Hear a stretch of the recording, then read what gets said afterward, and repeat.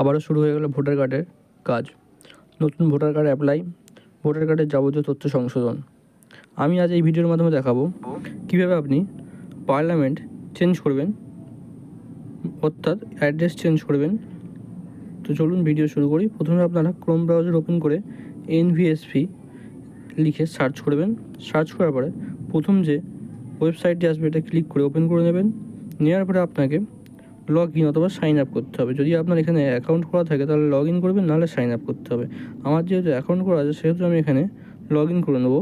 Log in করে নেওয়ার জন্য আপনাকে প্রথমে আপনার মোবাইল নাম্বার, পাসওয়ার্ড এবং ক্যাপচার কোড দিয়ে সেন্ড ওটিপিতে ক্লিক করার পর একটি ওটিপি আসবে আপনার মোবাইলে, সেটিকে দিয়ে ভেরিফাই করে নিতে হবে। নেওয়ার পরে আপনার এরকম একটি পেজ ওপেন হয়ে যাবে। দেখতেই পাচ্ছেন আমার একটি লগ ইন করা হয়ে গেছে বলে এরকম একটি পেজ ওপেন হয়ে গেছে।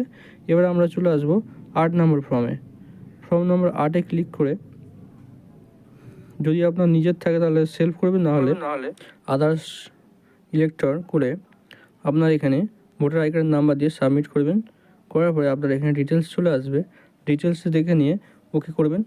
ওকে করার পরে প্রথমেই দেখতে পাবেন আপনার পার্ট নাম্বার দেখাবে, তারপরে সিরিয়াল নাম্বার দেখাবে।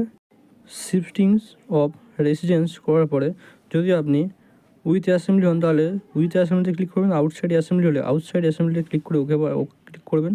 ওকে করার পরে আপনার এখানে অ্যাসেম্বলি সিলেক্ট করতে হবে। যদি আপনি পশ্চিমবাংলা পঙ্গ থেকে হয়ে থাকেন তাহলে পশ্চিমবঙ্গ সিলেক্ট করার পরে আপনি এখানে আপনার ডিস্ট্রিক্টটি সিলেক্ট করবেন। ডিস্ট্রিক্ট সিলেক্ট করার পরে তারপরে আপনি আপনার অ্যাসেম্বলি কনস্টিটিউশন সিলেক্ট করে নেবেন। অ্যাসেম্বলি কনস্টিটিউশন সিলেক্ট হয়ে গেলে নেক্সট বাটনে ক্লিক করবেন। নেক্সট বাটনে ক্লিক করার পরে আপনার ডিটেলস দেখতে পাবেন।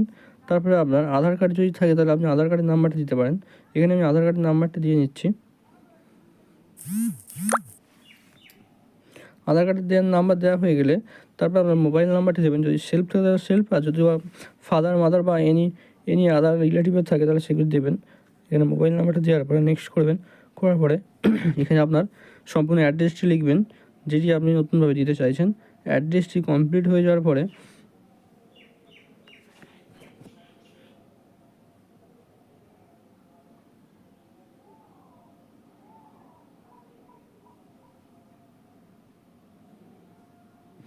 তারপরে আপনি আপনার ডিস্ট্রিক্ট সিলেক্ট করে নেবেন। ডিস্ট্রিক্ট সিলেক্ট করে নেওয়ার পরে আপনার ডকুমেন্টস আপলোড করতে হবে। এখানে ওয়াটার বিল, ইলেকট্রিক বিল, গ্যাসের বিল, 1 বছরের, আধার কার্ড, বাদ বাকি সব ডকুমেন্টস এর মধ্যে ডকুমেন্টস হবে 2 MBর মধ্যে, সে যেটি জেপিজি, পিএনজি, পিডিএফ এবং জেপিইজি ফরম্যাটে হতে হবে। তো আমরা ডকুমেন্টস আপলোড করে নিয়েছি। আপলোড করে নেওয়ার পরে নেক্সট বাটনে ক্লিক করলে আপনি কোথা থেকে অ্যাপ্লাই করছেন সেটি এখানে দিতে হবে। দেওয়ার পরে নেক্সট ক্লিক করবেন। নেক্সট ক্লিক করার পরে আপনার ডিটেলস দেখিয়ে দেবে। এবার আপনাকে ক্যাপচার কোড দিতে হবে।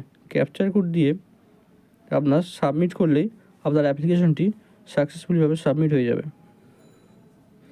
এবং এইরকম একটি ফর্ম দেখতে পাচ্ছেন আসবে। সাবমিট করলেই আপনার ফর্মটি অ্যাপ্লাই হয়ে যাবে এবং কিছুদিনের মধ্যেই আপনার রেসিডেন্স চেঞ্জ এবং আপনার নতুন আধার আই কার্ড আপনার বাড়িতে বাই পোস্টের মাধ্যমে পেয়ে যাবেন।